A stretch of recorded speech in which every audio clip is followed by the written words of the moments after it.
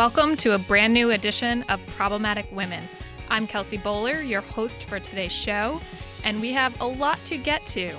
First, we're going to discuss the synagogue shooting in California and the complicated questions surrounding the Second Amendment and mental health. We're also going to look at a fascinating column in the New York Times asking, where are the socially conservative women in this fight? Sports Illustrated decided to feature the first Muslim woman wearing a hijab and burkini. We'll share our thoughts. And of course, as always, we'll crown our Problematic Woman of the Week.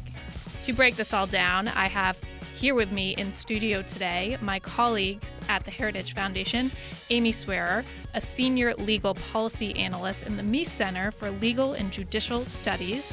Amy, thank you for joining. Thank you so much for having me. And I also have Lauren Evans with the Heritage Foundation and the Daily Signal. Lauren, great to have you back. Thanks, Kelsey. Before we get started, we want to ask if you are a problematic woman or if you support strong, right-minded women, please consider supporting the show by leaving a review or 5-star rating on iTunes, SoundCloud, Spotify, or wherever you get your podcast. It really does help.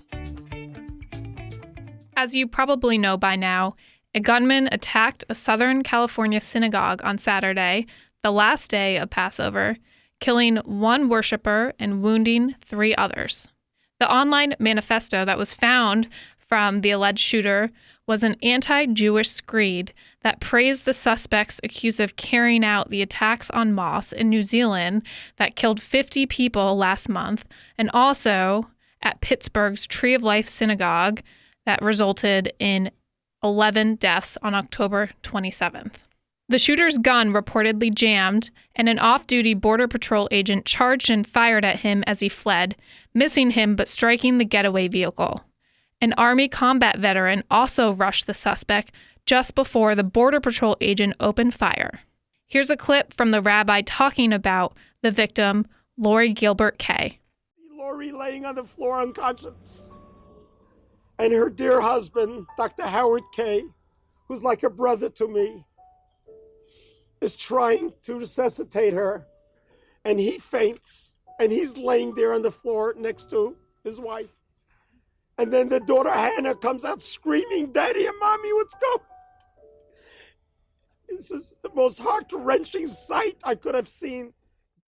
We have Amy Swearer in studio today because she is, I would say, one of the nation's most knowledgeable scholars on mass shootings, the Second Amendment, and also most recently mental illness and how that becomes a factor in many of the shootings that sadly have taken place over the past decade or more. So we will dive into the broader issue of mass shootings, but first, Amy, I wanted to get your thoughts on specifically how the shooting was stopped. It appears that in part, it was stopped by a good guy with a gun. This is something the left often mocks the right for saying, that a good guy with a gun can stop a bad guy with a gun. But it sounds like that's what happened here. Yeah, so it's still pretty unclear exactly what the timeline of events was, whether the shooter's gun jammed, whether he was simply scared off by a courageous individual who bull rushed him, whether he thought, oh, man, they're fighting back. But what is very, very clear is that there was an armed good guy sitting there on the scene with a gun who was prepared and willing and capable of stopping that shooter long before law enforcement would have arrived on the scene. And so it's actually kind of concerning to me that gun control advocates have pointed to a possible gun jamming incident as disproving the good guy with a gun theory, because if that gun doesn't jam, then if that armed security guard isn't there, this likely turns into a slaughter on par with what we saw in New Zealand. And in fact, that is kind of exactly what we saw happen in New Zealand. I think at the very least, we have a situation where the individual who courageously charged the shooter ends up as a martyr instead of simply just having done a heroic action. So if anything, it shows that there was a guy on the scene willing and capable of taking action minutes before law enforcement would have gotten there. So barring anything else happening, he was there, and that's something we should be proud of. And having armed security available at places that are at risk for mass shootings is one solution that I know you have explored. But you've also written about other potential solutions to help stop these mass shootings. What more can be done? Well, so one of the big things that we have to look at with mass public shootings in particular is the relationship that it has to untreated mental illness. So to be clear, it doesn't appear that the individual who went into this California synagogue suffered from a mental illness.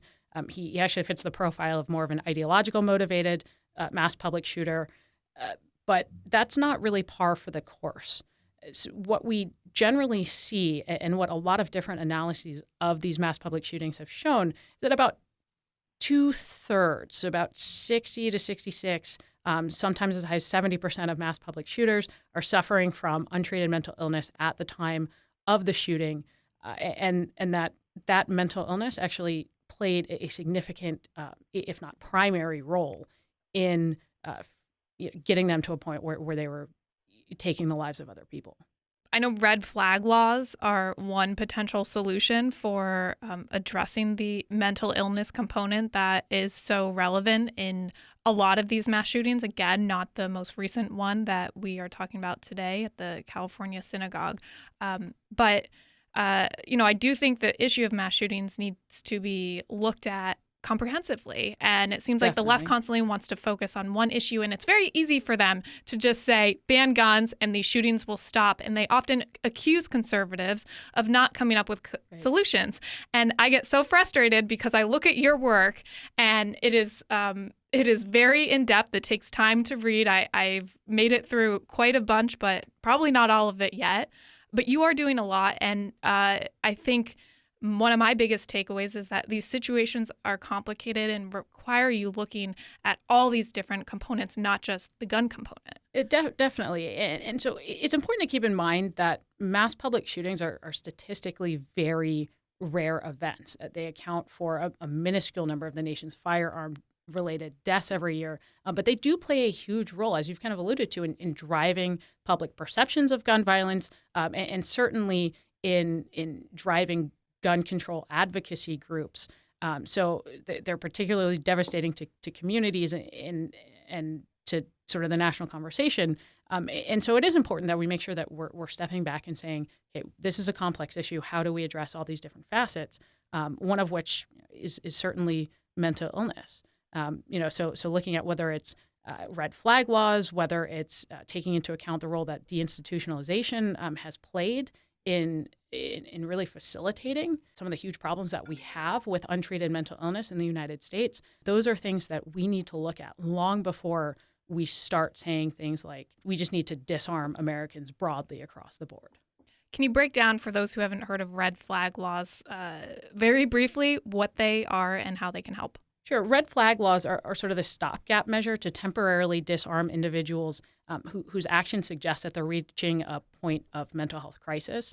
So it allows friends, family members, people who are close to an individual to petition a court to say, look, we're seeing problems with this individual that are suggesting they're a danger to themselves or others.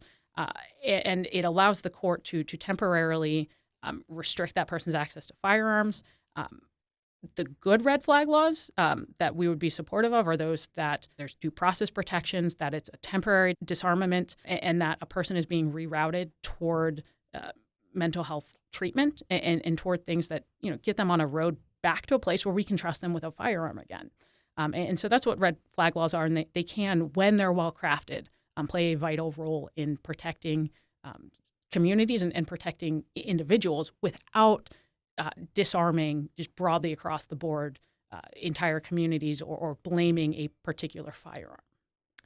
Are there any common misperceptions surrounding violence, mental illness, and firearms that you often hear repeated in the media that you would like to debunk? Sure. Well, I think there are two big things here. So first, it's always important to remember that most mentally ill individuals are not and will never become violent. That being said, there is a very clear link between untreated serious mental illness and particular types of gun violence, so specifically suicide and mass public shootings. But mentally ill people as a group are not these pariahs who are categorically dangerous. But we are all better off when we invest in making sure that individuals are treated. Second, suicide and acts of mass public violence, whether with firearms or with other means, these are very complex issues. It's not this sort of, well, we can just do one thing, snap our fingers, and we've solved this problem. Firearms and access to firearms play an important role, but they're certainly not the only role. So we do society and each other and frankly, people who are suffering from mental illness, we do them a huge disservice when we focus solely on the means used, in this case, firearms, instead of taking on those underlying problems that lead people to be a danger to themselves or others. Right. And for those listening, where can they actually go to read your work on this subject? So we have a number of fairly lengthy legal memos on heritage.org.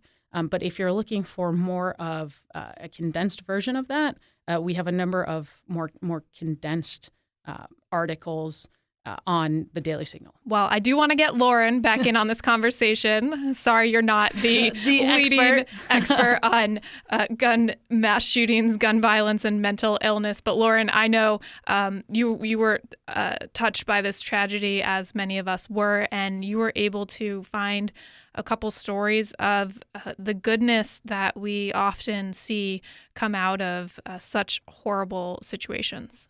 Yeah, I think like Amy mentioned, these shootings are statistically rare, but what isn't rare is the goodness and humanity. And there's two stories that I wanted to highlight. One, Kelsey already touched on, but Lori Gilbert Kay, she was the woman who actually jumped in front of her rabbi, taking the bullet for him. And this wasn't just a one-off of what she did. She was kind like this throughout her whole life. Her friends shared stories of her buying bagels for homeless people. She would give people $100 whenever they go on vacation so they could then give that $100 to other people and continue this charity. And then there's also a story of Almog Perez. He was visiting his sister from Israel, and he was wounded by shrapnel from the shooter's gun. And even with his leg bleeding, he ran to save children in the corner of the synagogue, and it saved his own niece and pushed them out of an emergency exit, which I can't imagine running with, your leg cut up. But people are good, and the good will always outweigh the evil. And we spoke about these two gentlemen who, with their toxic masculinity, they charged the shooter. And so while there's a lot in this world to get disheartened by, I think we just need to remember people are good, and good is always going to beat out evil, and we need to empower these good people to continue doing good things. Absolutely. That's a perfect note to leave you all on. When we come back, we'll have a bit of a lighter topic. We'll be talking about a New York Times column asking, where are these socially conservative women in this fight? But we appreciate you coming along with us for that discussion. I think it's an important topic that we need to talk about regularly because sadly these mass shootings continue to happen. Don't go far. Looking for a short morning podcast to give you the news of the day without liberal bias? The Daily Signal podcast is a rundown of the top stories you need to know that the mainstream media is probably ignoring. All right, Lauren and Amy, let's get to it. Helen Andrews, managing editor of the Washington Examiner magazine, took to the pages of the New York Times to ask, where are the socially conservative women in this fight? Well, I'll tell you, you have a couple right here, but she did raise some very interesting points, very interesting questions. I'm going to break a couple of them down and start by reading one short paragraph that sort of summarizes, I would say, her argument in this piece. She said, quote, "By making it easier for women to pursue success in the workplace, we have made it harder for them to do anything else. Pressing the brake on the trend set in motion by the feminist revolution would leave women more free to follow a diversity of paths. In that case, another Phyllis Schlafly may be just what America needs." So she cites a few examples of why she argues that success for women in the workplace is actually holding some of us back. One example is the two-income trap, which was ironically first introduced by Senator Elizabeth Warren when she was a professor at Harvard. The theory being that it has become difficult for a family with one breadwinner to afford a middle-class standard of living. First off, do you agree with that theory? And do you think in general, do you agree with Helen's overall argument here? I don't agree. I think this myth of having it all is what's actually been so toxic to women. I think having choices is good for women. As conservatives, we push for choices. But I think the problem is that we're pushing for women to have all these choices, but at the same time, we're also pushing for women to fit in this little box. And women see on TV and they read in these books that they need to have the perfect home. They need to be home all the time with their kids, but they also need to have this really great career and be climbing the corporate ladder. And, they feel like they're failures if they're not both Martha Stewart and Sheryl Sandberg. So, I agree with the second part that women do want to spend more time with their kids, and this is something kind of burning inside of them. But I don't know necessarily if saying like, oh, they should have never had the choice in the first place is the right answer. Right. No, I tend to agree with that. I don't think the problem is necessarily that women now have these choices. It's more of the societal pressure that has said, okay, look, we opened up these doors for you, and now you have to choose a STEM field, and you have to be working 80 hours a week, and you have to be a paid professional, and how dare you go back to be a mother and a wife, even though you enjoy that, and it's good for your children, and you don't necessarily maybe want the things that we want for you. And I think, too, on top of that, we have this idea of like, oh, women have to have it all. When did men have it all? You know what I mean? Like men who were traditionally working, these long hour shifts, it turned into like, well, where's dad? Where's my husband? Where they weren't staying home and raising kids either. So there's the idea that women have to, now figure out how to do both of those things is absurd, because that was never a burden that was put on men. And so keeping those doors open and saying, okay, yes, it's there for you, but we don't have to push you into things you don't want to do just because traditionally men have done them. So I tend to agree with Lauren on that. And I have a theory that this conversation is very different depending on the different types of careers that women have. I would think women at the lower end of the income spectrum, where maybe they're just working at a retail shop, aren't as passionate than women who have gone to college and really had the opportunity to choose a career path that they can find meaning and purpose from. But I did find this section where Helen talks about moms not being happy today really interesting. She wrote, in the top tier, college-educated women feel they can't afford to take time off from their careers to raise their children when they want to, as many of them do. According to an analysis of American Community Survey data by the Institute for Family Studies, only 17% of mothers with children 3 or younger say they prefer to work full-time.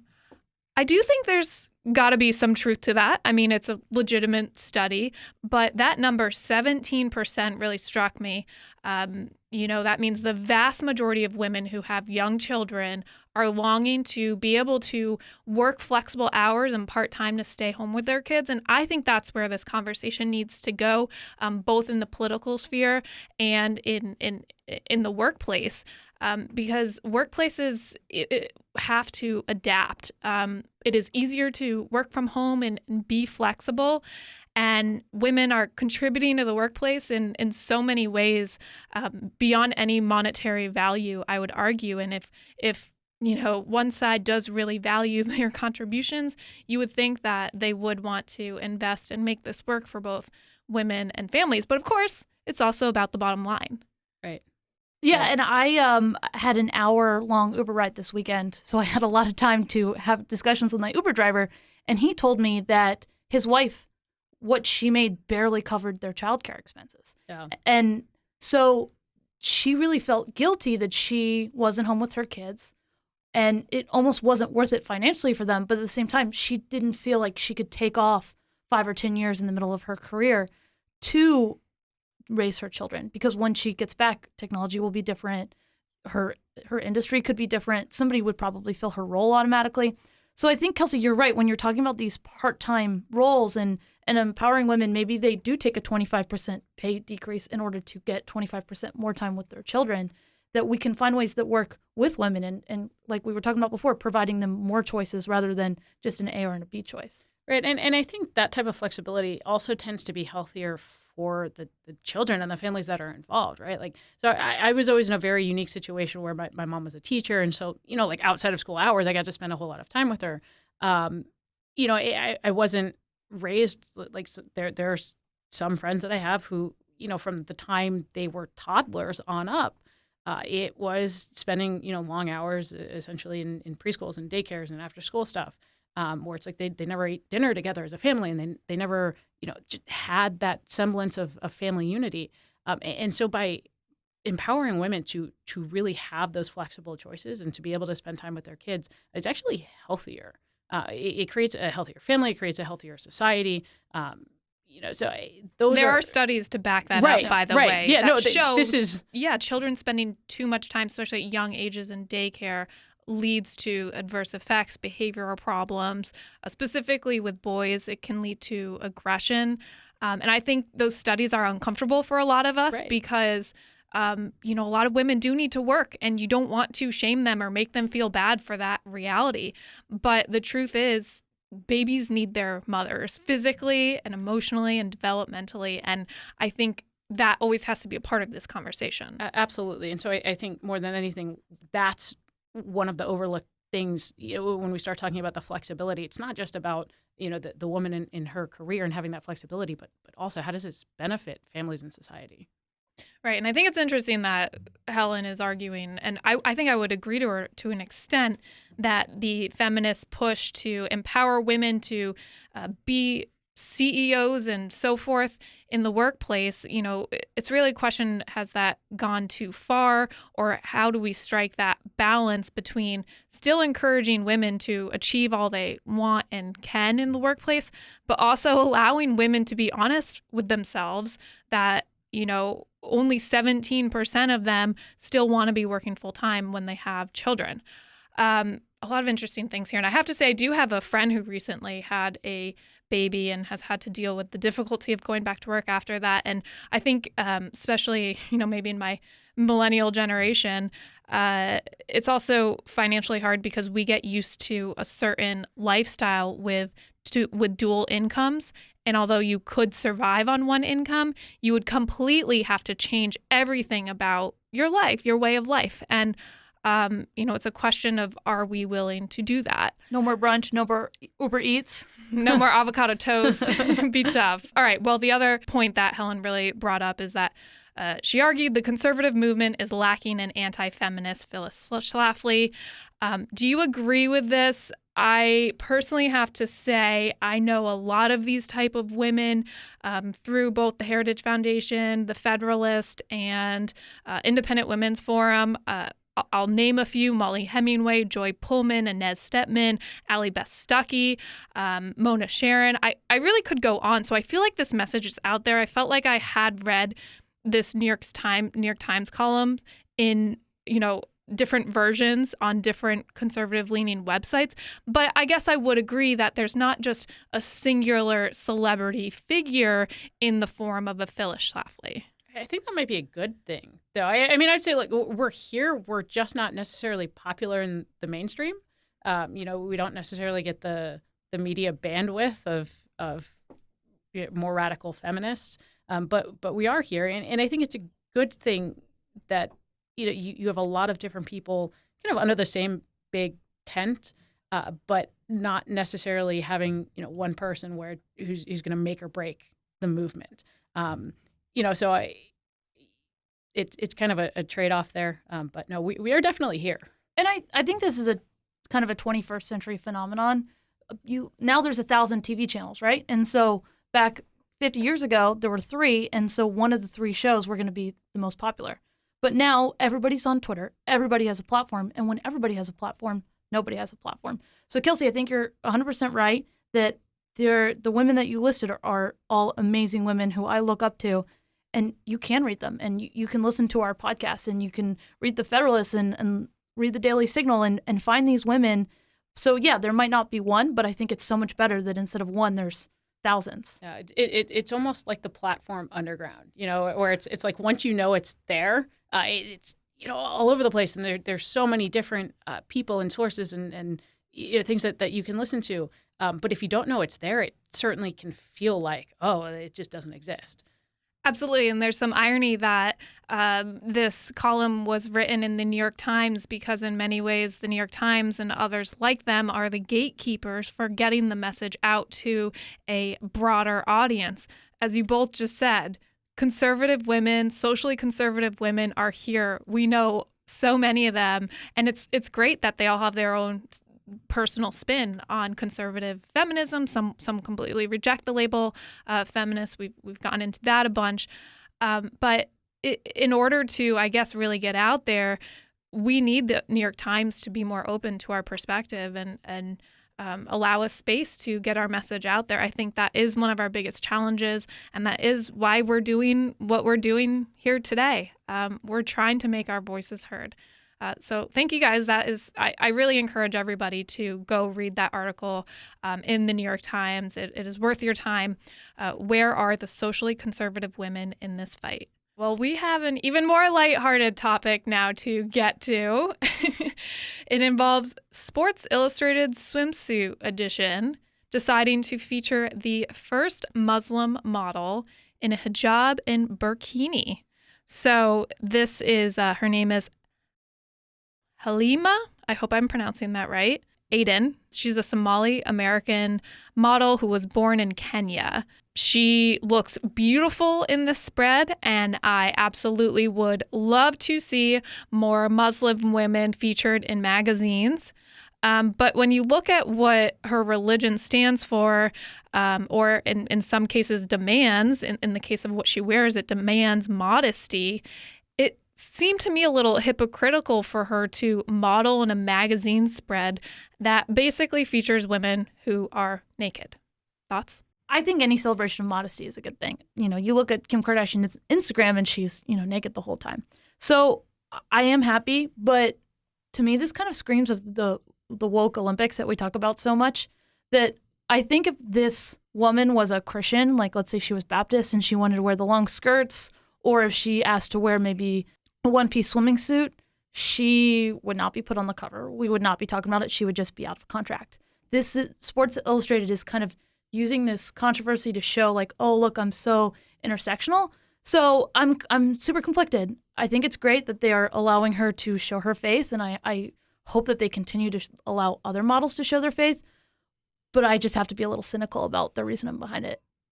Yeah, and to me, I'm not just cynical. I'm also a bit confused. Because again, my understanding of Islam is that the purpose of covering up and wearing the hijab is a symbol of modesty. And so it's confusing to me that it's like the symbol of modesty, but like how far can we push it for Sports Illustrated swimsuit edition, which is the opposite of modesty just by default. I never fault anybody for wanting to wear the symbols of their faith and dress in a way that is consistent with their religion. It's just a confusing outlet for me. But I do agree with her. I mean, she looks amazing. Yeah, she's beautiful. So it's... Well, talking about Sports Illustrated's motivations and why they did this, and they're suddenly acting like sex appeal doesn't matter. If you read the article, they wrote, at SI Swimsuit, we strive to continue to spread the message that whether you are wearing a one-piece, a two-piece, or a burkini, you are the pilot of your own beauty. The managing editor said, we believe beauty knows no boundaries. I admire Halima, and I consider her an inspirational human for what she has decided to use her platform for and her work with UNICEF as an ambassador. She is, in my opinion, one of the great beauties of our time, not only on the outside, but on the inside. When we met, I was instantaneously taken by her intelligence, enthusiasm, and authenticity. So that's all great, but I find it hard to believe that Sports Illustrated swimsuit cares about women on the inside. Pictures of basically naked women.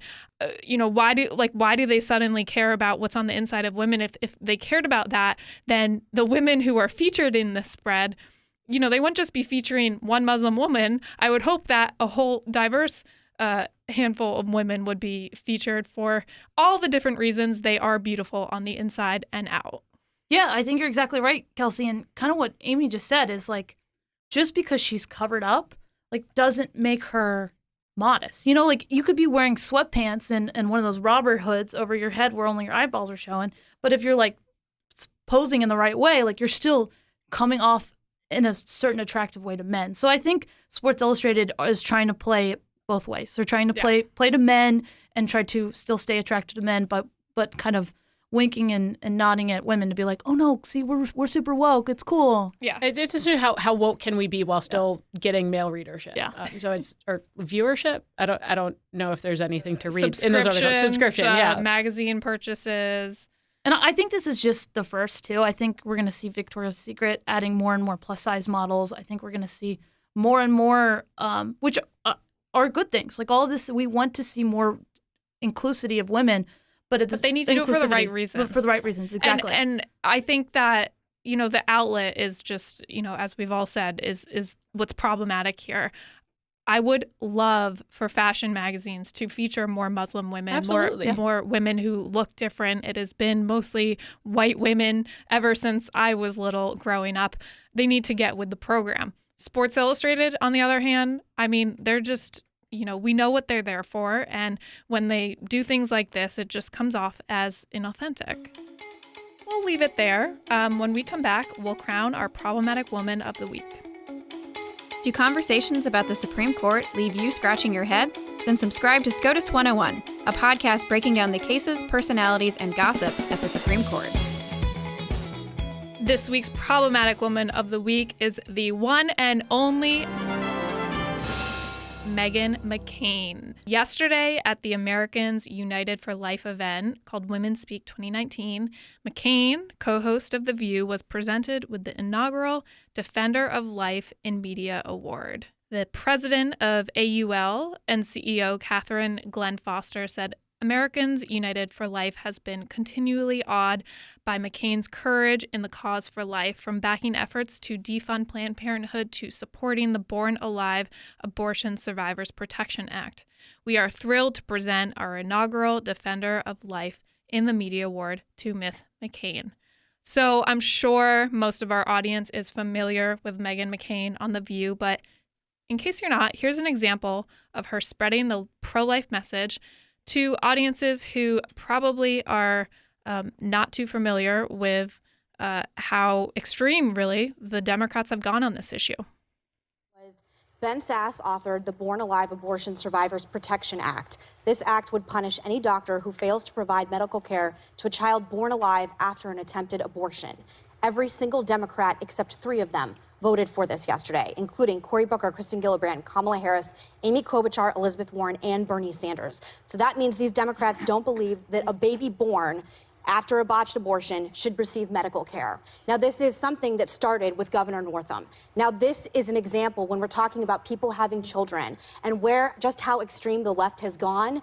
This is an example of that. And by the way, according to a Marxist poll, 80% of Americans support abortion being limited to the first 3 months of pregnancy. So if Democrats want to win an election going forward, are you going to be the party of late-term abortion, the party of infanticide? Let me finish, please.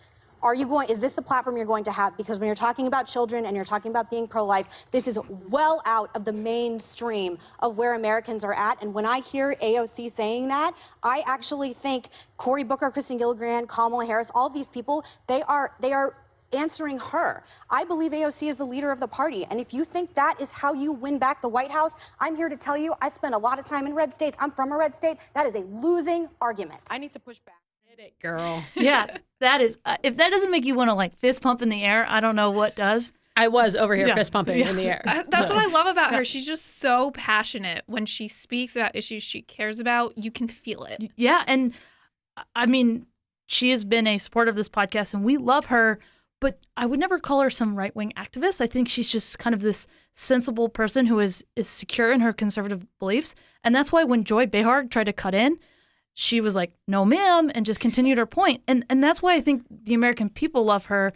And she's such a great messenger for these pro-life ideals because she's genuine and she does care and she gives you that fist pump moment. And I empower our listeners to make sure that you're following her on social media. We need more Meghan McCains. Like, please be that person. Be passionate. Be fair. Be loving towards others, but be strong. When somebody interrupts you, say, no, ma'am, I'm going to finish my point. Yeah.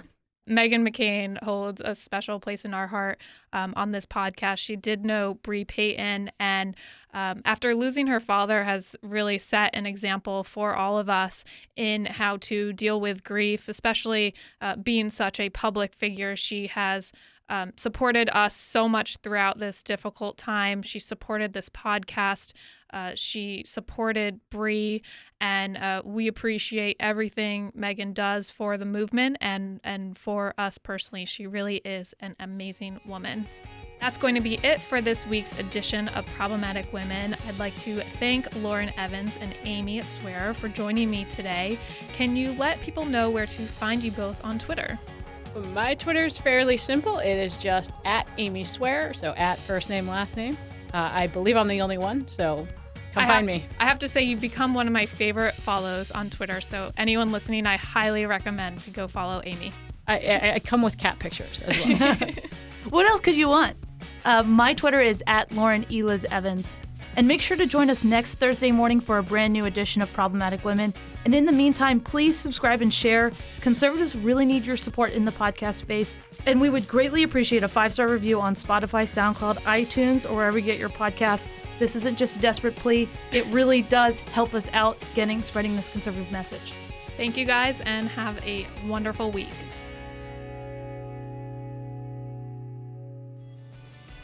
This podcast was created by The Daily Signal, produced by Kelsey Bowler and Lauren Evans. Edited by Michael Gooden and Thalia Rampersad. Special thanks to The Daily Signal's editor-in-chief, Katrina Trinko. We produce Problematic Women in remembrance of our friend, Bree Payton.